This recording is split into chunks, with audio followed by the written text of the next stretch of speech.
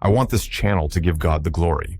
For all that he does in my life, he's always been there for me, even while I wasn't there for him. I remember when little Sarah first came into this world, a tiny bundle of joy, full of potential and promise. Her parents, Mark and Lisa, knew they had a precious responsibility to nurture not just her body and mind, but her spirit too. I'll never forget the day Sarah first learned to pray. Dear God, thank you for Mommy and Daddy and Mr. Fluffy. Her tiny hands clasped together, eyes squeezed shut in concentration. As she grew, so did her understanding of kindness and faith.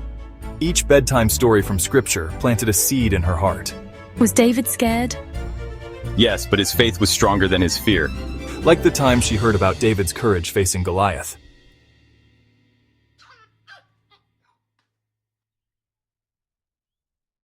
Sarah's questions about God were like water, nourishing those seeds. Her parents' patience and wisdom were the sunlight, helping her faith grow strong. They taught her to see God's love in the world around her, in the beauty of a sunset, in the kindness of a friend, in the wonder of life itself. But it wasn't always easy. There were times of doubt and confusion, like when Sarah's pet goldfish died and she couldn't understand why. And sometimes, sweetheart, God's plans are hard for us to understand. As Sarah entered her teenage years, new challenges arose. Peer pressure, self-doubt, and the complexities of growing up tested her beliefs. Then came the day when Sarah faced a real challenge on her own. Her best friend had betrayed her trust, leaving Sarah hurt and angry. And do you know what she did? Without prompting, she prayed. Not for revenge, but for understanding and the strength to forgive. In that moment, I saw the fruit of years of nurturing and guidance. Sarah had taken her faith and made it her own. Now, as a young woman, Sarah carries that flame of faith.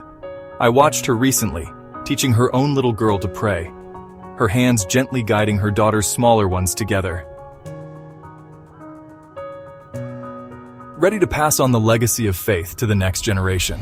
You see, when we invest in a child's faith,